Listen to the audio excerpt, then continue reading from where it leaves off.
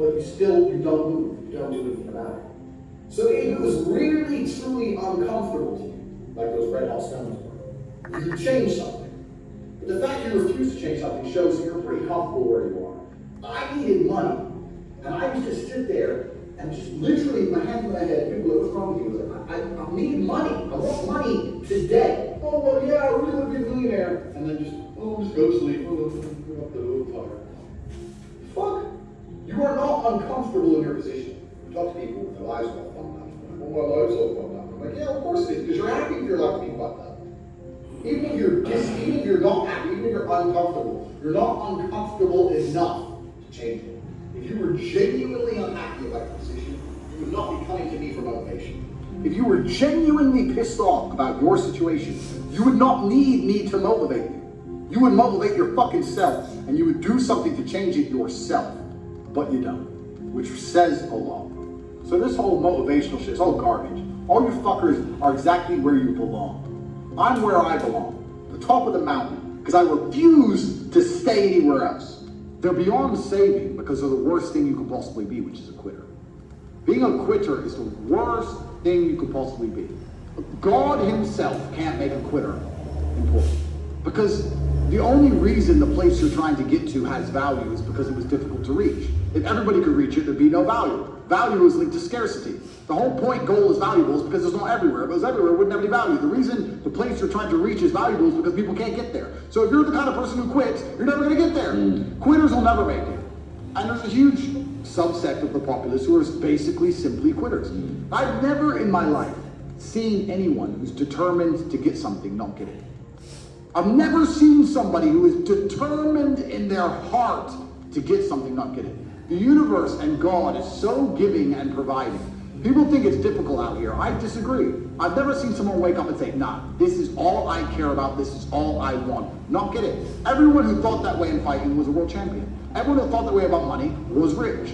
I've never seen anyone fail. Bro, I've seen people with no credit score and no job determined to get an R8 manage to get one on finance somehow. I've seen it. If it's all you want, you're going to get it. You're going to find a way to You're going to find a way. Yeah. People go, oh, I want this. If you want it, you have it. People often say, if you try your best, it's okay to fail. But what they don't understand, the true secret to the universe is that if you try your best, you never fail. Yeah. That's what people don't understand.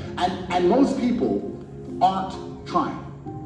They aren't trying. They don't know what trying is. In fact, that's probably one of the things I hear the most. I used to hear the most, because I don't talk to people anymore, because they all annoy me. I'm trying. No, you're not. You don't know what trying is. No, you are not trying. I know you're not trying. People are genuinely not out here giving their absolute best, because if you were, you'd have everything you've ever desired. You'd have anything you've ever wanted and asked for. Instead, what people do is they cope and convince themselves they're trying. Oh, I tried, but I need a work-life balance, and it's hard, and I was trying. All garbage, all cope. And like I said earlier, life is war. If you're a man and you don't view the world as war, I can't imagine how you view the world. For me, my whole life, it's all problems. It's stress. Leave me alone. I'm not jumping out of any planes. I'm not climbing any rocks. I'm not swimming with sharks. That's all for people who don't have enough stress in their life. If you wake up and decide you want to swim with sharks, you are lacking stress, which means you are not trying very hard. Because if you were trying your absolute best and you were important, the last thing you would want to do is go swimming with sharks. You must be out of your mind. It's insane. It's crazy. Yeah. Not enough people look back on what they did and identify where they made a mistake. And some people will do it when they lose. But the true professionals do it when they win. When my dad was playing a chess game, if he won the game, he would still analyze the game and see if he could have lost, where it could have gone wrong, how he could have won faster, what mistakes he did make, what he did well, what he did wrong, win or lose. So many people will sit in a scenario where everything went wrong and go, in fact, correction, not so many people. I would say 75% of people will not ever self-analyze the situation or in the blame everyone else. But when I was in jail, I was like, how did I get here? What did I do? What did I say? Me. I'm taking absolute self-accountability for everything. I'm not blaming anything else, because if I blame everything else, I have no control. If I blame myself, then I can influence it. I have control over it. It's all your fault, because that's the only thing that gives you control and power. The other 10%, we said 75, that's 85, now it has to be much higher. will look at a situation in which they lose and they might self-analyze and they might try and learn from the loss, and they'll try and find the feedback involved in the loss to make sure they don't lose again, which is obviously better than not analyzing at all. That's what we get. And the top 5%, the absolute highest echelon, are people who are going to analyze every decision they've ever made, win or lose. I analyze my wins as well. Have you even done the feedback on your own goal you made 30 short days ago to realize that you're nowhere near it and you're not going to make it and you're a loser? No. Oh, I got the rest of the year, and then wonder why they fail. You should have a daily target. The kings have always been 5, and we always will. But if you're the common man, I think that the good days are over. And I think it's going to get harder and harder. You should feel deep fear and panic and understand that you have a certain amount of time to get into the higher bracket of the social class before these hard times come. I think most normal people understand. If you were to ask them how is the economy, they'd say, well, it's impossible. I can't pay for my bills. I can't pay to eat. I can't afford a house. I can barely afford my mortgage. I'm never going to get rich this way. They understand all of this, but they're not panicking. Why are you not panicking? And I think one of the there's only 3 reasons you can't get rich in the world today, which is either you're stupid, you're lazy, or you're arrogant. And I find the most common one is lazy and arrogant. It's not stupid.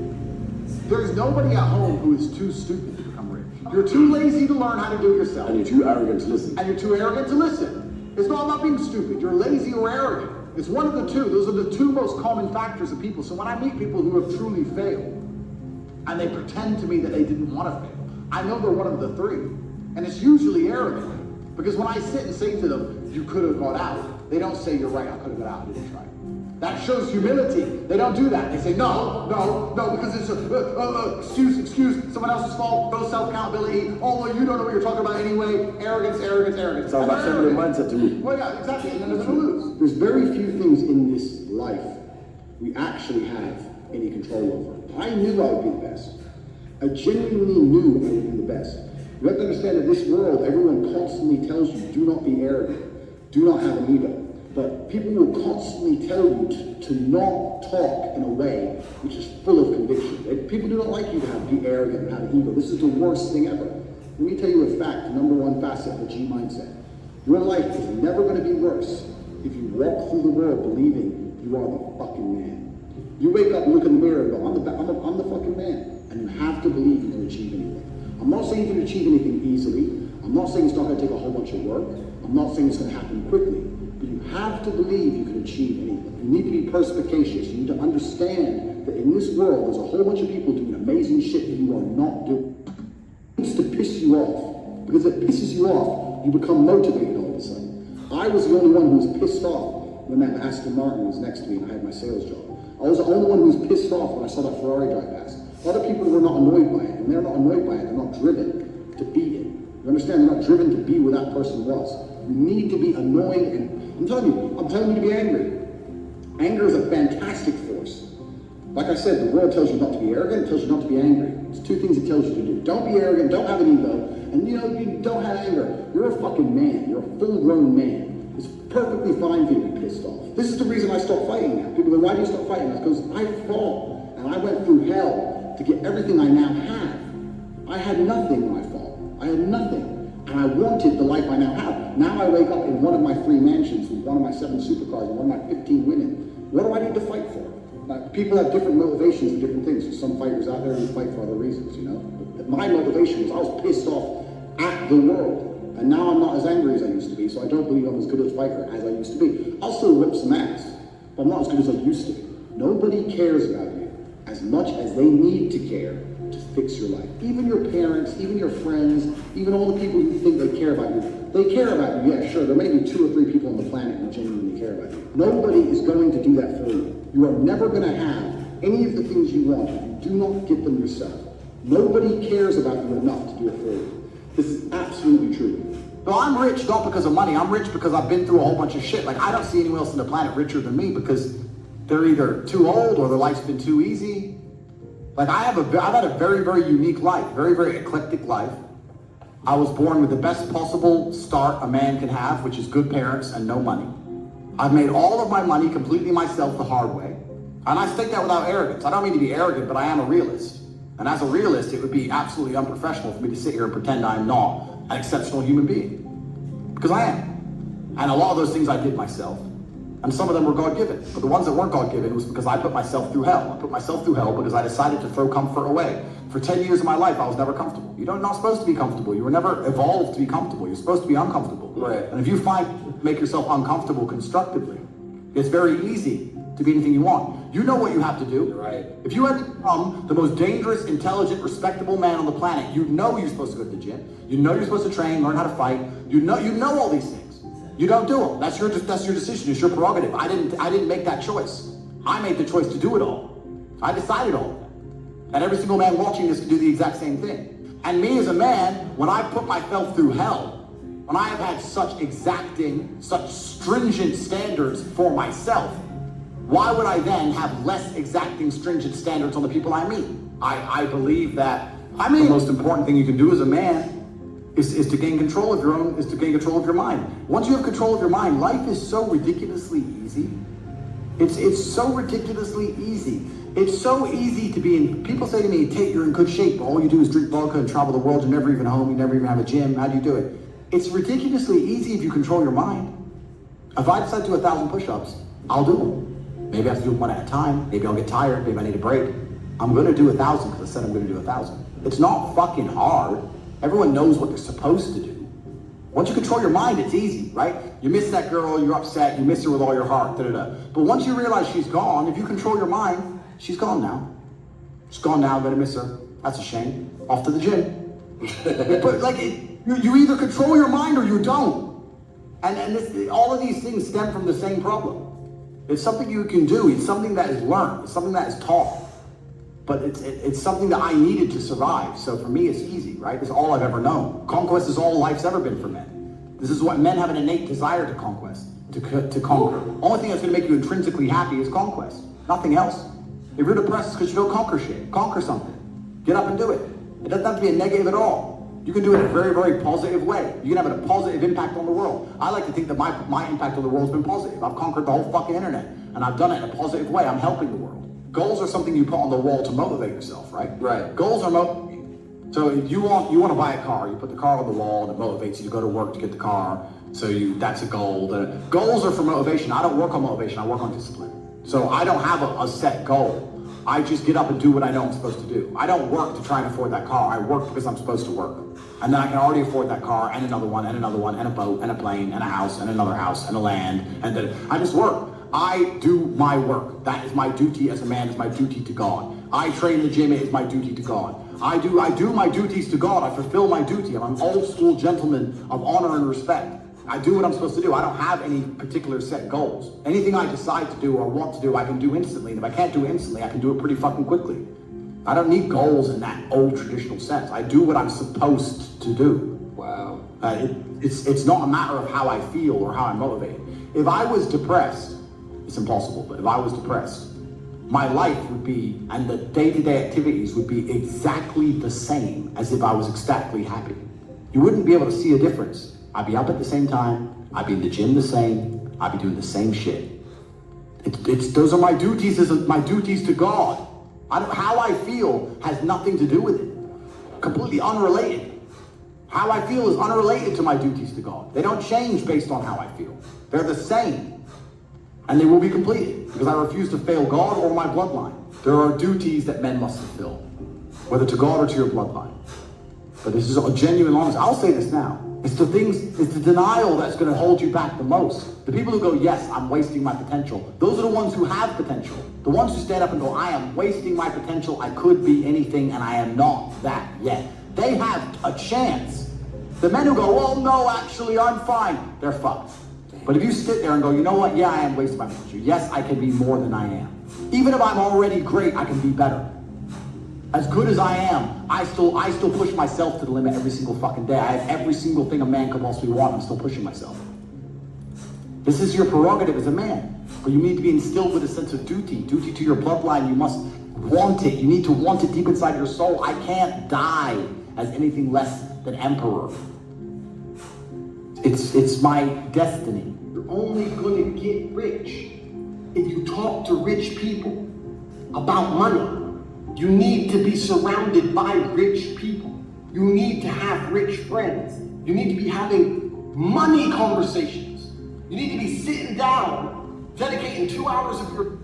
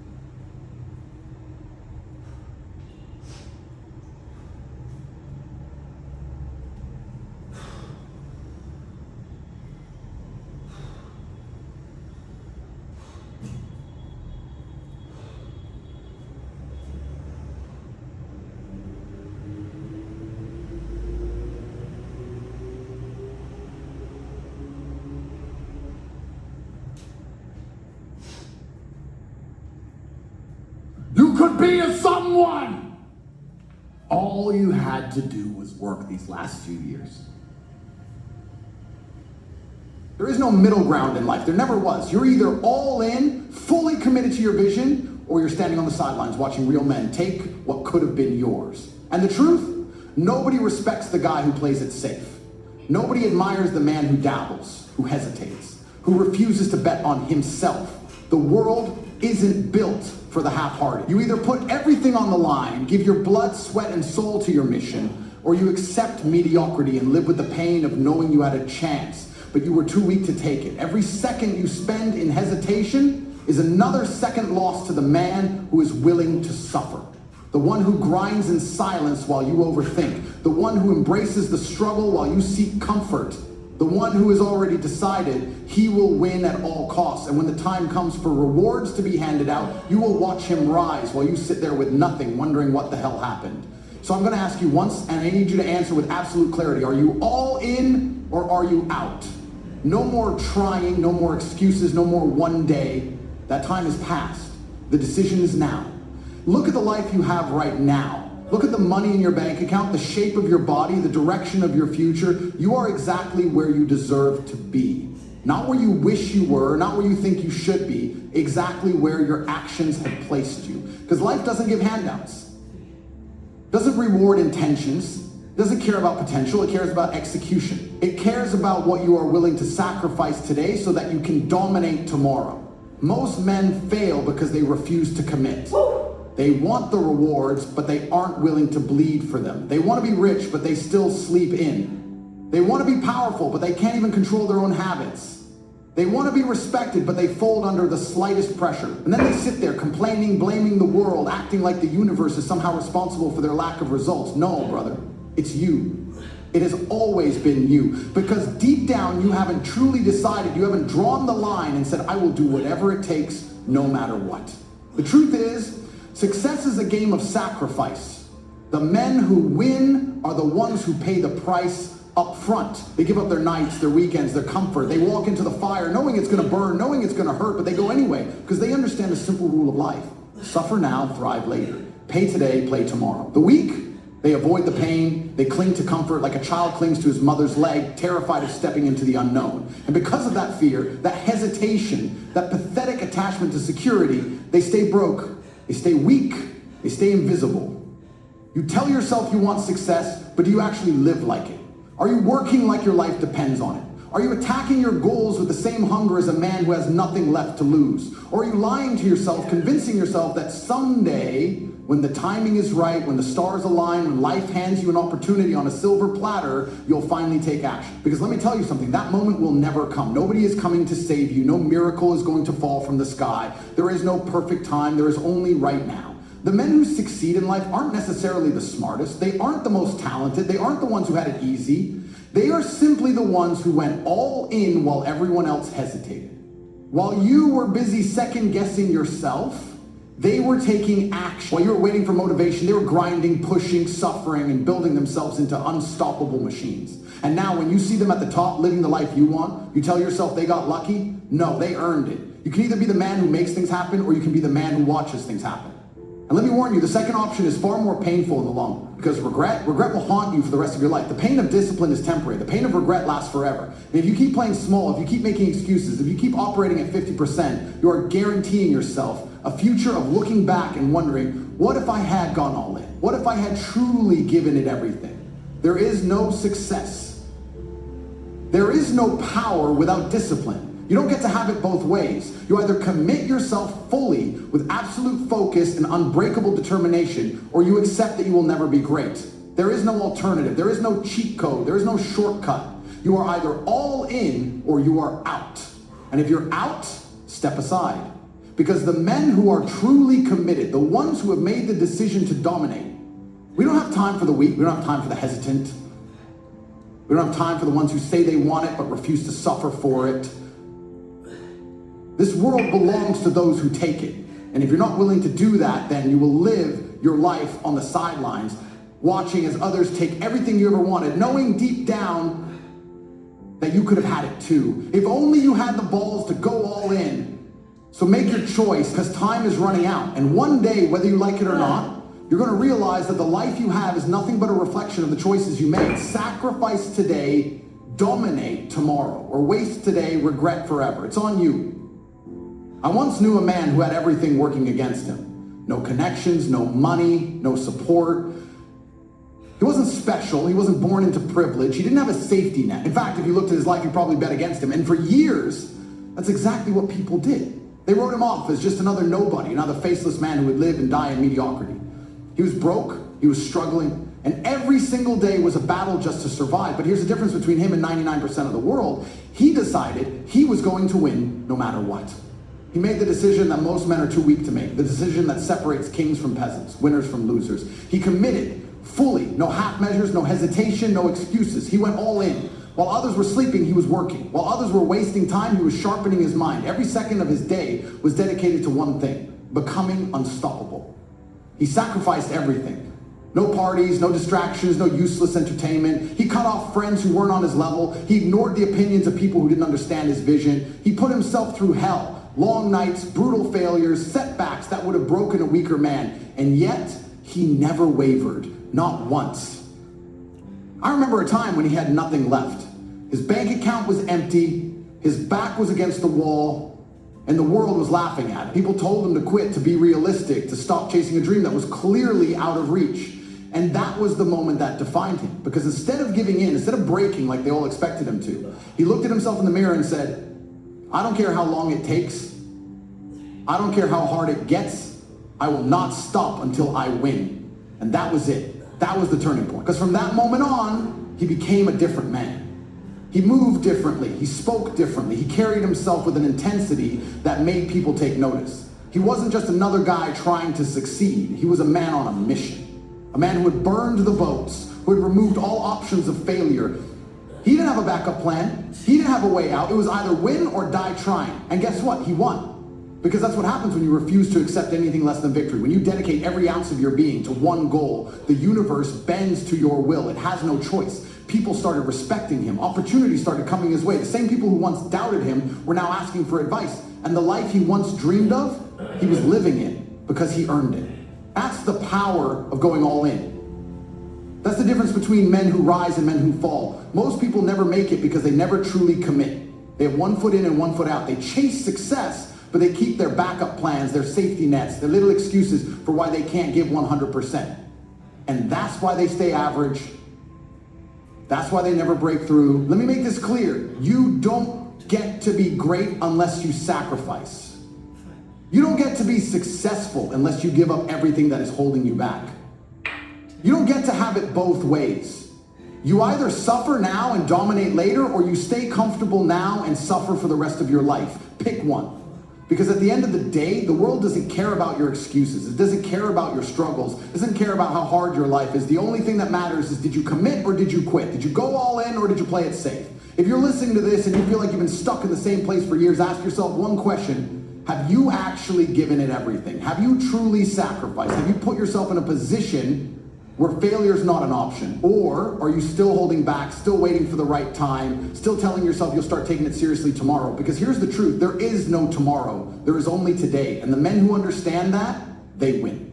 every single time. Let me tell you something that should terrify you. Most people will never make it, not because they aren't smart, not because they weren't given opportunities, but because they never had the guts to go all in. They wasted time, they hesitated, they played life like it was some casual game where you can restart if things go wrong. And then before they knew it, they were 40, 50, 60 years old, sitting in a life they never wanted, full of regret, realizing that they could have been great, but they never had the balls to commit. You think you have time? You don't. Time is the most ruthless killer. It doesn't wait, it doesn't slow down, it doesn't care about your excuses. Every second you waste is a second you will never get back. And here's the harsh truth. Someone out there right now is taking the opportunity you're too afraid to grab. Someone else is putting in the work while you're thinking about it. Someone else is sacrificing while you're making excuses. And in 5 years, when you're still in the exact same place, he will be miles ahead of you. You need to wake up. You are in a war. A war against time, a war against mediocrity, a war against the weak, pathetic part of you that wants to stay comfortable. And in this war, there are only two types of men. The ones who commit and the ones who get left behind. Which one are you? Because here's the thing. There are no second chances in life. You don't get to hit rewind. You don't get to relive your 20S or your 30S. You either take action now or you end up like the millions of men who wake up one day realizing that life has passed them by and by then it's too late. That's the reality no one wants to tell you. Think about the greatest men in history, the ones who built empires, the ones who changed the world, the ones who are remembered. Do you think they got there by trying or doing their best? No. They decided they were going to win no matter what it took. They didn't waste time wondering if they should go all in. They just did it. And that's exactly why most people will never be great. Because they live in this pathetic middle ground, this space of hesitation, of maybe later, of I'll start when I'm ready. Newsflash, you will never be ready. No one is. The difference between the winners and the losers is simple. Winners start before they feel ready. They jump in, they make mistakes, they learn fast, and they refuse to quit. Meanwhile, the weak sit on the sidelines waiting for the perfect time that never comes. You need to start thinking differently. Right now, every single decision you make is shaping your future. Every time you choose comfort over discipline, every time you procrastinate, every time you say, I'll do it tomorrow, you are literally choosing to be a failure. Do you understand that? You are choosing to be average. No one is forcing you to be weak. You are doing it to yourself. And if you keep going down that path, let me tell you exactly what will happen. One day, you're going to wake up and it will hit you. You will look in the mirror and realize that you wasted your potential. That you could have been something. That you could have built a legacy, but you played it safe. And there is nothing more painful than that moment, because once you reach it, you can't go back. That's why I'm telling you, stop hesitating, stop waiting, stop pretending like you have forever, because you don't. Life is short. Opportunities don't come twice. Either you take control now or you watch your life slip away day by day until there's nothing left but regret. So ask yourself right now, are you all in or are you all out? Because there is no middle ground, there is no kind of successful. You either commit to winning or you prepare to lose. And the brutal truth, if you don't decide today, you've already lost. Listen to me and listen carefully. Your life is a direct reflection of your decisions. Every single action, every choice, every second you either waste or use wisely is shaping your destiny. There is no mystery to success. There is no magic formula, no secret trick. It's simple. You decide to win and you back that decision with relentless action. That's it. But the problem is, most people never make that decision. They flirt with success, they toy with ambition, but when it comes time to go all in, they hesitate, they sit in the middle, doing just enough to feel like they're trying, but never enough to actually break through. And that's why they lose. That's why they stay stuck, trapped in the same cycle year after year, watching others pass them by, because while they were playing it safe, someone else was taking risks. While they were waiting for the right time, someone else was out there making it happen. While they were whining about how hard life is, a real man was grinding through the pain, pushing past the doubt, and building something extraordinary. And now they look at those men with envy, wondering why they never got their shot. They had their shot, they just didn't take it. You need to understand something. Comfort is the enemy of greatness. The moment you allow yourself to coast, the moment you start making excuses, the moment you tell yourself that it's okay to take it easy, you are setting yourself up for failure. Winners do not tolerate comfort. They reject mediocrity like a disease. They understand that every second spent in weakness is a second stolen from their future. And that's why they refuse to settle for anything less than their absolute best. But what about you? Are you really pushing yourself? Or are you just pretending? Are you actually sacrificing, or are you just dabbling? Be honest, are you truly all in? Or are you still holding on to safety, leaving yourself a backup plan, making sure you have a way out in case things get too hard? Because if you have 1 foot in and 1 foot out, you've already lost. Success is not for the hesitant, is not for the uncertain, is not for the men who need to think about it. Success is for the ones who commit with every fiber of their being, the ones who wake up every day with a fire in their chest, ready to destroy any obstacle in their way. The ones who see struggle and embrace it, knowing that pain is the price of greatness. The ones who are willing to burn the bridges, to erase the exit strategy, to go all in with no way out. That is what it takes, nothing less. Because here's the reality, life is going to test you. It is going to throw pain at you. It is going to break you down, challenge you, push you to the absolute edge of your limits. And when that moment comes, you will have two choices. Step up and prove that you are built for this, or crumble like every other weak man who wasn't willing to pay the price. So ask yourself, who are you? Are you the man who fights? The man who takes control, who refuses to bow down, who laughs in the face of adversity and keeps pushing forward no matter what? Or are you like the rest? Afraid, hesitant, looking for a way out the moment things get uncomfortable? Because life does not care about your feelings. It does